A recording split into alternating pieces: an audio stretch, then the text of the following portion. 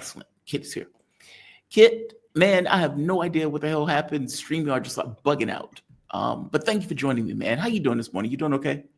Yeah, no, I mean, well, as well as one can be given present events. But yes, no, I'm good, thank you, Jamal. How are you doing, my friend? I am doing fine. A bit weirded out by that nonsense with StreamYard. If I screw up, I'm okay with that, weirdly enough. If it's technology, it bugs the hell out of me. It annoys me. I feel like they probably were doing an update at the exact same time that I was software engineer. I did a interview via Zoom about MI6 meddling in West Asia the other day, and the stream kept cutting out every 2 minutes. I'm sure that wasn't a coincidence, you know. But there we are. Don't tell me that. Don't tell me that. It makes me paranoid enough, right? But let me give you a proper intro. Klarenberg, he is an investigative journalist documenting state crimes against democracy. You can find him on the Gray Zone UK. You can also find him on Global Delinquents. His new work tends to be on Global Delinquents, so definitely check him out on that. He is a fantastic journalist. I check his work out all the time. And when he comes out with new work, I like to bring him on to have a conversation about the new work that he comes out with. And he recently came out with a piece, How Russia Quietly Revolutionized Warfare. And I'm fascinated by this piece because Russia is one of those topics that I cover extensively. And you're absolutely right. Like, I don't think people realize how modern war has changed. Like, you know, in the old days, there's these stories about how the French, when they were fighting Napoleonic Wars, and then when it transitioned into, let's say, the First World War, let's say the Second World War, they were still charging into gunfire. Because their military doctrine hadn't kept up with this kind of new changing military technology. And we are in somewhat of a similar thing with drones. These things are everywhere. And, you know, we would have Mark Sloboda on the show. Mark will point out, if you have a group of people huddled together, those people are going to die. Like you have 24-hour coverage of the battlefield, meaning you have people in a fishbowl. And so you have these small groups as opposed to these million-man armies that are marching. Thing. You have to have these kind of small groups because otherwise those people are going to get hit constantly. So that's why your piece, I found it to be fascinating. Go into it for us. There's a line in this piece that I thought was just astonishing. It says, no other weapon type has changed the face of warfare or war here so much or so fast as the FPV drone. Almost any vehicle within 5 kilometers of the front is as good as finished. Wow. Yeah. Well, I mean, I think that this article just caught my eye, and I think the Times is despite it being mainstream garbage, like it's worth keeping an eye on because it has a very close relationship with British security and intelligence services and the British military. So when it publishes articles like this, it's for a reason. And so, yeah, it's worth keeping an eye on how British elites are communicating with one another. Now, I mean, I was just absolutely stunned by what an utterly bleak picture of the front line it detailed for Ukraine. And I mean, we are very, very, very far removed from this time 3 years ago when we were being relentlessly bombarded with pro-Ukraine propaganda and being told that they can win this and they're going to beat Russia and that this is going to be the end of Putin as long as we just keep sending them weapons and money. You know, like it talks about how, yes, but like drones have revolutionized the battlefield. Both Ukraine and Russia have innovated in this field. Even from a surveillance perspective, you know, a drone which costs virtually nothing versus, you know, tanks that can run to many millions in production costs in the West. You know, from a surveillance point of view, they make moving equipment, vehicles, soldiers, pretty much anything in any volume, very difficult without getting spotted. And then you get geolocated and you can be ambushed, or you can be struck with missiles or artillery, or with some precision. Now, both sides have kept kind of like upping the stakes and innovating, but I mean, this article concedes that Russia has now kind of out-innovated the Ukrainians to a point that they can't keep up with, and they're not going to outmatch. In particular, Russia has innovated in the field of fiber optic FPV first-person view drones. Now, these are drones that effectively much like previously, they are quadcopters equipped with explosives and other kind of munitions, but they are piloted by people who are attached to their control pads, attached to the drone by what the Times referred to as a gossamer thin fiber optic thread. This makes them very difficult to track, very difficult to shoot down, and impervious to electronic jamming. They can fire them up to 20 kilometers away from the front line. I mean, can you imagine being injured or killed by a basically inescapable flying death trap fired from 20 kilometers away? Which is it is a very real possibility for Ukrainian, kind of a minutely prospect for Ukrainian soldiers on the front line, let alone well behind there. And I think that one local Ukrainian battalion commander told this Times reporter who visited them, the changes posed by drones are so fast that concepts we implemented a month ago no longer work. We live in a space of perpetual fast adaptation. In the past week alone, Russian drone strike ranges have increased by 4 kilometers. Now, you make the historical reference to how the various lessons of certain conflicts were not learned by the time of the First World War or even the Second World War. Armchair Warlord, who is a very good account to follow on X, he posted this very long thread about how the Russo-Japanese War of 1905 was a clear forerunner of World War One. And offered Western powers many lessons to learn, which would have helped them in that conflict, but didn't. So the 1905 war was when machine guns were used on a grand scale, and then it was their utility in battle against vast, crusading armies of soldiers was amply demonstrated. And then yet when the British arrived in France in 1914, they only had a few machine guns with them because they were basically seen as a bit of a novelty that were used to, very good for like mowing down Africans or Asians in parts of the British Empire, but they wouldn't be so useful for fighting quote unquote civilized European armies. And which is just seems like quite incredible, that level of blindness. But I mean, it's not just drones. That we've seen, electronic warfare is this hugely important sphere of battle in the proxy war. Russia has outpaced the West in this significantly. They can use electronic warfare to jam communication systems, down planes, to down missiles.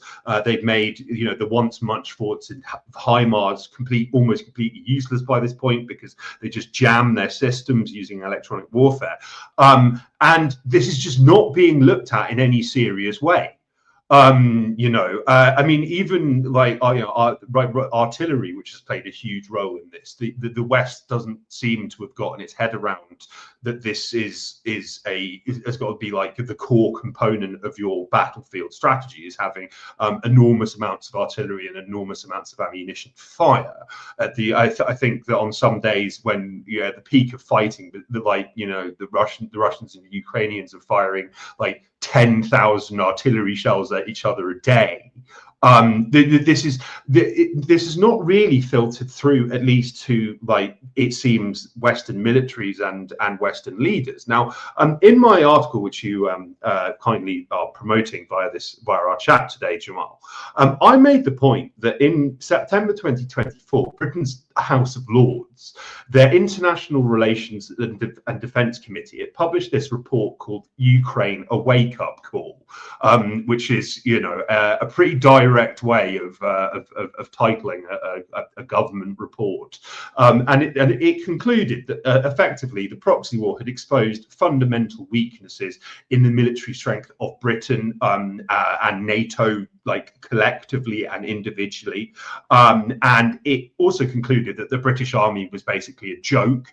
It didn't have the personnel, the equipment, the armor, the vehicles, the industrial capacity to fight an actual war for longer than a few weeks. It contained numerous urgent calls to action, stating that, well, we really need to start investing heavily in drones and training every sphere of the military, from the Air Force to the Navy to the infantry to to the cyber warriors about the danger of drones, and we need to adapt to this new reality and this unparalleled operating environment, I believe the phrase they use is. And this was completely ignored. Like the mainstream media didn't cover it at all. I did a write-up of it at the time. I've not seen anyone make reference to this kind of just completely landmark finding that, well, that if Britain went to war with Russia, which they were, kind of gearing up for doing at the start of this year. They were openly talking about deploying non-traditional peacekeepers to Donbass who would fight alongside Ukrainian forces formally before scrapping the ideas in May and claiming that they'd actually never taken this prospect seriously and never wanted to do it and never thought it was possible. That, like, there is no indication that the very obvious wake-up calls in this report have been heeded at any level, not only in Britain, but in any other NATO member state. I mean, I'm not hearing or seeing any evidence that the US military is taking drones seriously. And this is despite the fact that they've just been defeated for the second time in under a year in the Red Sea by Ansarallah, primarily using drones. Like, I mean, it's astonishing, actually, and it's really quite frightening. Yeah, it's. I remember when this first started, and Russia was behind in drone production initially, and there was all the talk about them getting drones from Iran, which eventually ended up being true, and the devastating effect that they were having on the battlefield. As you point out, not just taking munitions, but a bird's eye view of the sky constantly. Like this idea that anytime you have a group of people together, that those people could be hit is new. That's not, that's not normal in regards to what we consider to be warfare. Like we used to these kind of, what did they call, combined arms warfare, as they were calling it. And if you remember, the US was publishing articles effectively blaming Ukraine, saying, well, they're not using our combined arms warfare tactics, which is the reason why they're losing, why the offensive failed. And as Ukraine will point out, that shit doesn't work here. It just doesn't fly. Yeah. You guys have no experience in a modern war. This is the thing. This is another thing as well that I think that you hit the nail on the head as ever, Jamal. Like, I mean, I think that one of the things that's really, really striking is that we have seen numerous mainstream reports and even, I think, like government officials across NATO, particularly in the US and Britain, blame the Ukrainians for using quote unquote outdated Soviet strategy and all this other rubbish, and saying that they need to adopt maneuver warfare and blah blah blah. And then yet on the other hand, you have Ukrainians themselves saying all of the Western training we've received has been completely useless. Like it hasn't prepared us for what we walked into. Now I might add as well that I think that this feeds into a wider story, which I think it's one that you and I have discussed before, Jamal, and it's something that I've written about extensively, which is that the British have played a leading role, and this has now been admitted. I've been saying this since the start of the proxy war, that the British were leading the Ukrainians on this, and I was widely mocked and ridiculed. And now it's admitted that this is true by the mainstream media, that Britain was behind plotting the 2023 counteroffensive, which was a complete and utter disaster. They encouraged the Ukrainians to go when the Ukrainians said they weren't ready. They said, oh, well, the Russians are weak, just go ahead and do it. And at that point, they had the Ukrainian military that was deployed to the counteroffensive was bigger than Britain's own entire military, in terms of vehicles and people and equipment.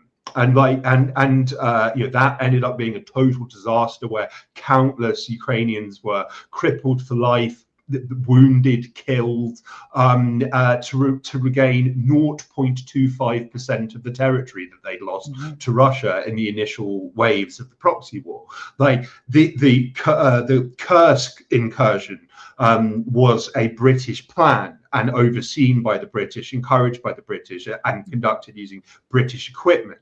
That has ended in total and utter disaster, with Ukraine losing an enormous amount of its very expensive and difficult to replace Western equipment, and countless soldiers killed, captured, or wounded for zero gain whatsoever. And as my dear friend and collaborator Wyatt Reed and I wrote about for the Grey Zone recently, Krinky, which was this one of the worst military catastrophes in modern history, and by that I mean like post 1900, in terms of military catastrophes, where wave after wave after wave of poorly trained, ill-equipped Ukrainian Marines, who were trained in Britain, I might add, were sent to try and capture a beachhead in Russian Kherson, in a village called Krinky, and they just kept on sending them without any air cover, to basically certain death. Like most boats that went there got sunk en route. A lot of people died immediately upon, those who actually made it, a lot of them died immediately upon arrival because the Russians just blasted them with drones, glide bombs, flamethrowers, artillery. They had to evacuating people was impossible. Getting them basic of supplies like water required that being dropped off by quadcopter. It was a complete and utter unmitigated disaster, which lasted for 9 months. They did this, as Wyatt and I reported, and has been now since confirmed by the mainstream media, this was a British plan to recreate D-Day.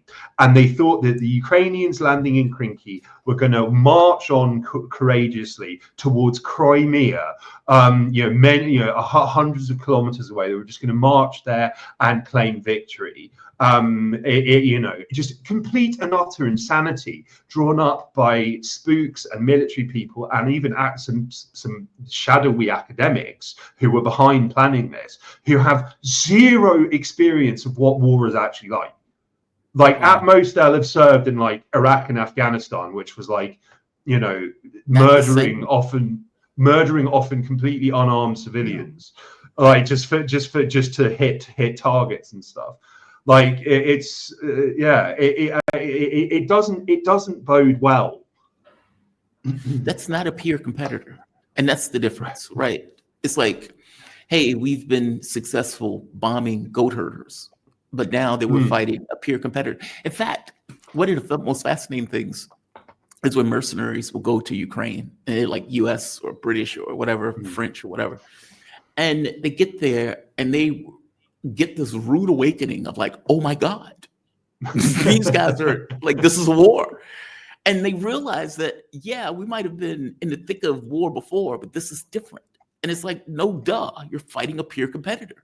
Like, regardless of whatever propaganda your government gave you about, like the Nazi Germany, is like, oh, we'll knock over the Soviet Union and they'll just fall apart. That is not reality. Reality doesn't care about your expectations, or for that matter, your belief set. And so those guys go over there and they were like, hey, people are dying left and right. we don't have the air cover that we had before. We don't have all of this, equipment in the way that we did before. And we're fighting somebody who can actually fight back, which is a different animal. I mean, it's just outrageous that they were going with these expectations. Also, this notion of we're going to recreate D-Day it's like, dude, this is not 1940. Right? Like, why are you believing that this is going to be so cool? A Ukrainian army, B, all of the allies with all of the boats, tanks, aircraft, all of this other stuff, that you are going to somehow do this to the Russians. Like, this is stuff that's outrageous. And but I think what it speaks to is the fact that, like, there's a lot of people within the Western military power structure, I think, particularly in Britain, right, who they are in love with these like Hollywood fantasy versions of what World War II was about and was like. And they don't understand that they themselves create this propaganda, like, about, like, it's like that. Yeah, they're victims of their own hype and delusion. Yeah. It's really, and it beggars belief. But, like, I mean, you mentioned the Napoleonic Wars. That one of the academics involved in Project Alchemy, which is this, as I reported, that they were behind Crinky. It's like this British Ministry of Defence secret military intelligence cell who come up with all of these crazy ideas. I've got more coming on them soon. And they had this plot to create an army of female honey trap spies that they could get enrolled in the Russian Navy. And just mad. Someone's been watching too much James Bond. But yeah, that, like, one of the academics they had work. Like one of the academics that they had working on this was an expert historian on the Napoleonic Wars, and it's like, how did the Napoleonic Wars end? Oh yes, with Russian troops in Paris. Yes, like what? And fleeing for his life.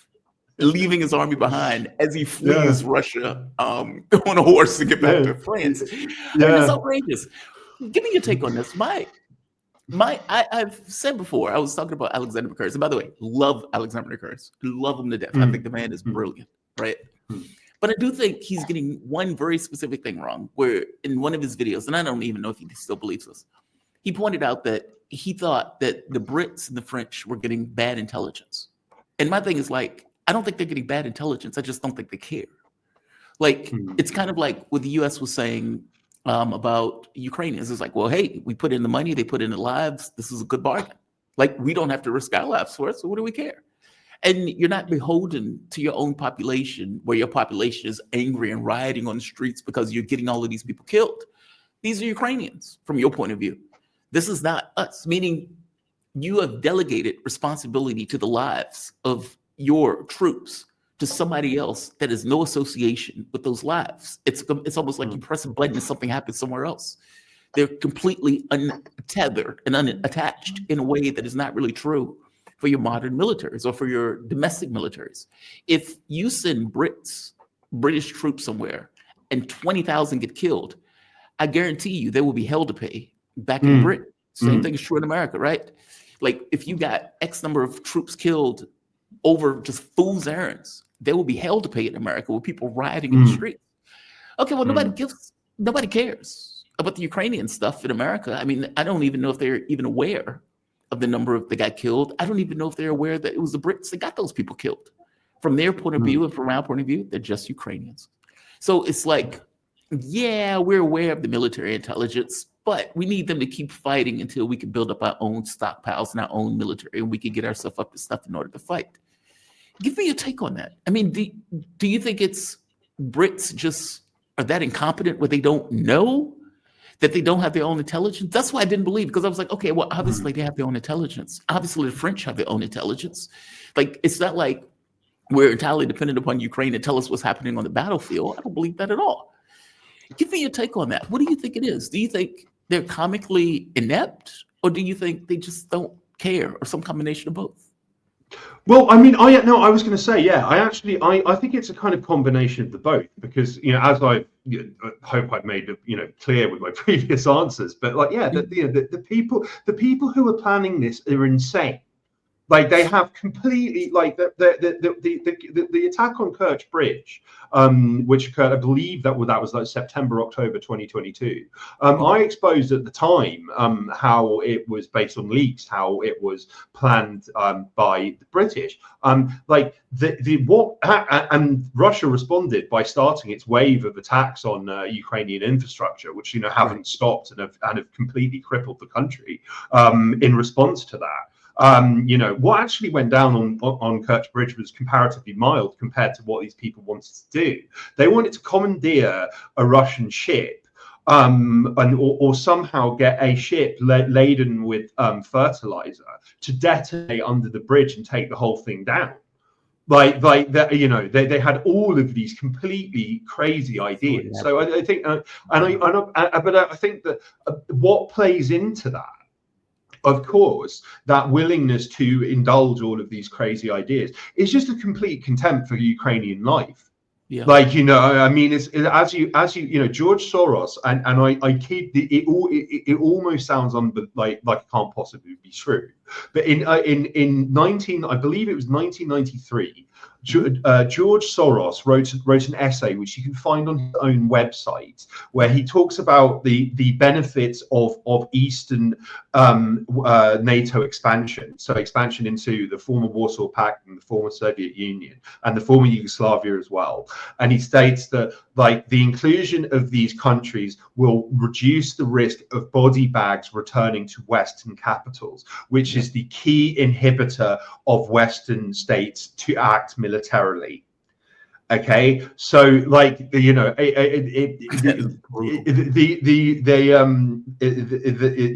have it spelled out like that is really quite amazing, by the man himself, who was basically funding and facilitating and encouraging NATO expansion for 30 years after this.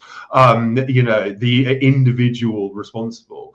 There is a contempt for like the Ukrainians. I think they're seen as just cannon fodder who can be used in all of these, like wild experiments that are cooked up by people who base their understanding of World War II on like Saving Private Ryan or something, like, you know what I mean? And it's like it on paper, like it's just numbers, but it's like, you got to bear in mind that they're, and as spelled out in the leaked documents I've reported on, Project Alchemy and the British more widely, their key objective here is to keep Ukraine fighting at all costs. Now, at all costs, that's pretty big wording, right? Like, that is literally anything. Okay, so they'll stop at nothing, because they believe that ultimately the war will spell the end of Putin, and it will help break Russia up into more manageable, more exploitable chunks for the West. And there was a congressional committee which held in 2022 in the US, held a special meeting on breaking up Russia into little pieces, and sponsoring separatist elements locally for the purpose, as if they haven't already been doing that for a very long time anyway. But it's like, that's their ultimate objective. And I think that at this point, because it's so run out of steam that from their perspective, and yet they're just determined to keep it going. I think that their tolerance for casualties has become even greater. It's like, let's come up with this next grand, like invade Kursk. Like that'll work. That'll give you leverage. That will, be a major propaganda victory. It might encourage Western countries to become more actively involved in this. Like the Times openly of London again very revealing, like openly reported when Kursk was launched, that Britain's objective in sponsoring and directing it was to get the US and other Western countries like more involved, like mark themselves out as formal belligerents to the proxy war, which basically means World War III. And it's so yeah, let's just keep coming up with these crazy ideas, because we can't just accept the loss here. And it's like, I mean, by any objective measure, like, this is finished now. Like the Ukraine is finished as a state. It is entirely dependent. Much of the country lacks a male population. Economically, its economy doesn't exist. It is entirely reliant on US and Western financial support to like pay people's salaries. And Russia is seizing vast amounts of territory with very little effort, day in and day out at this stage. Like it's over. And as I mentioned at the start of this year, we saw all of these European countries, with France and Britain taking the lead, talking a very big game about, we need this serious peace plan, and we're going to deploy it there directly, and we're going to enforce this line of no contact. We could even deploy jets to the skies of Kiev, and to shoot missiles down. Like there were people in the independent media, much that you mentioned Alex Macoris. Like I don't think he took this view, but there were many people in independent media who I do have a lot of respect for, who found this very, very worrying. And I all along was a voice saying, like, I mean, their rhetoric is frightening, but it's backed by nothing.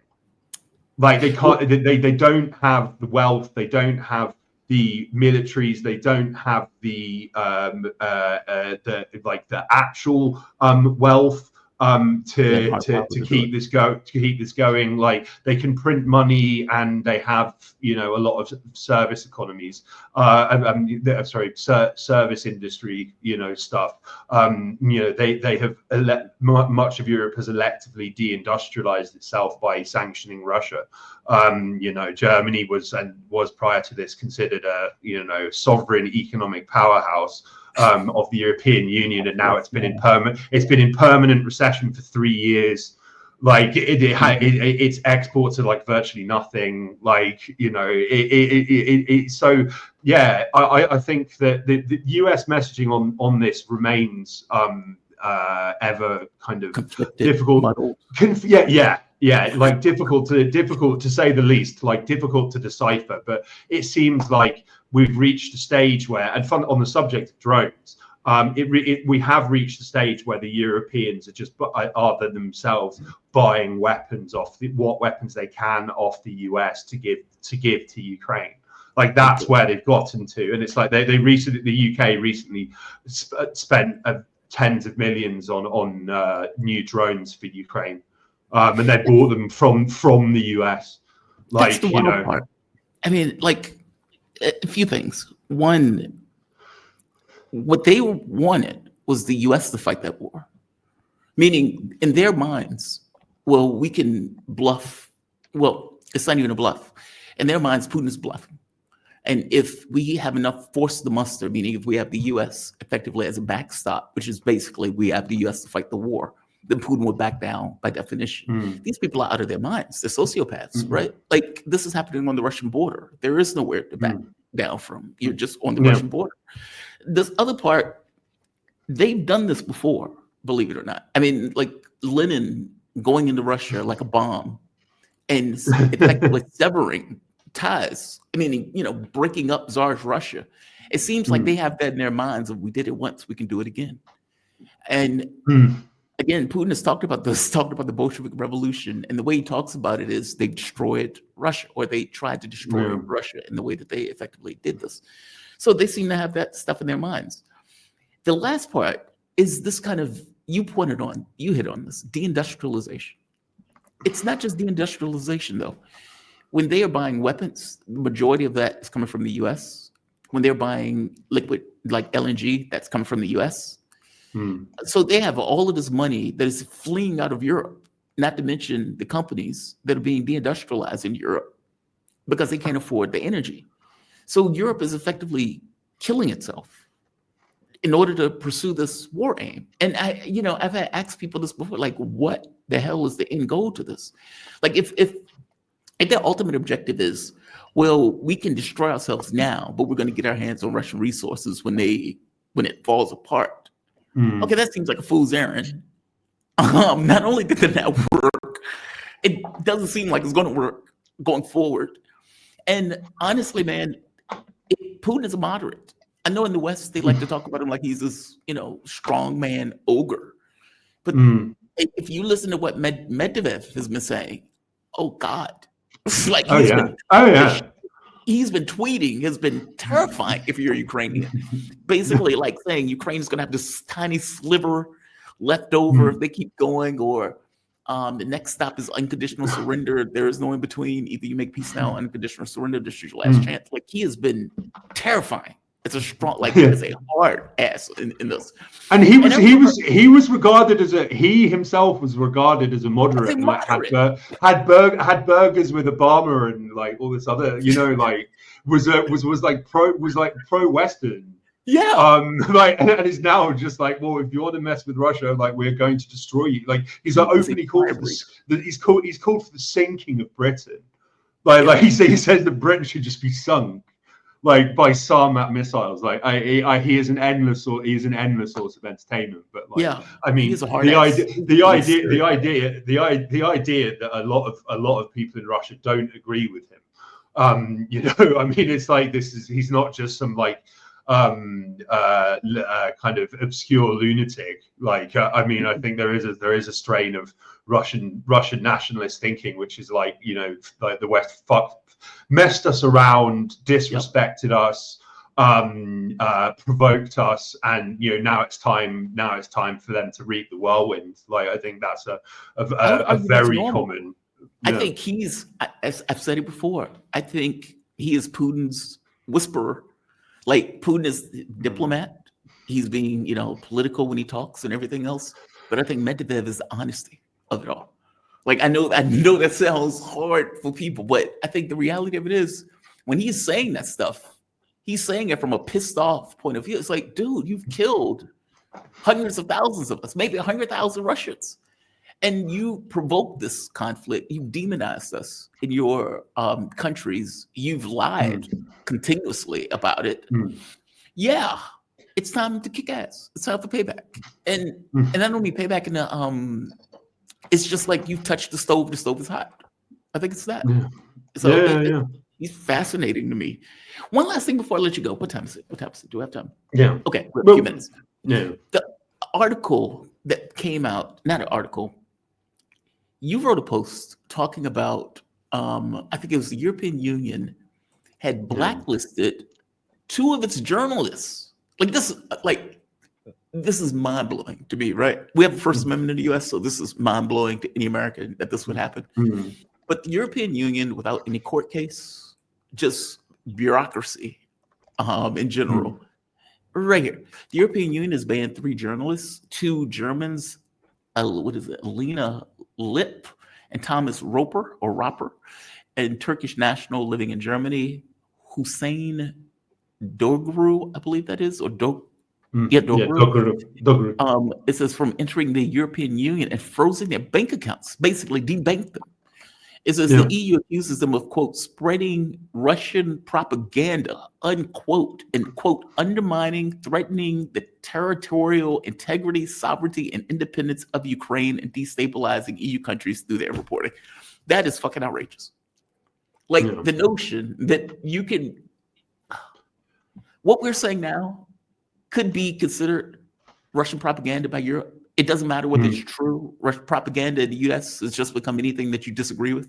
Basically, you give a narrative and somebody disagrees with their narrative, and so you're spewing propaganda. That is what it's become in the US, meaning it's lost all meaning. It's just a relative term. The idea that Europe would do that, and knowing that you can reclassify. They did that to Richard Medhurst, right? When they picked him up at the Vienna airport, they say, you're Hamas. And now that we've classified you as Hamas, You have no rights. We can do whatever we want to you because we've reclassified you as something else. Enhanced interrogation in the US, which was effectively torture. Like this use of language in order to obscure reality, it's disturbing to me, especially with this idea of we don't like what you're saying. And so we're going to call you Russian propaganda. We're going to, now kick you out of the country, out of not even the country, the continent. Yeah. Well, it's like, I mean, I think that's one of the this is a very powerful post by Thomas Farsi, who is an excellent independent journalist, like really has his head screwed on right on most things, and is always worth listening to. I would urge your viewers and listeners to check him out. But I mean, I credit to him, and he is righteous for raising attention about this, because this is like absolutely huge, and the implications are like genuinely terrifying.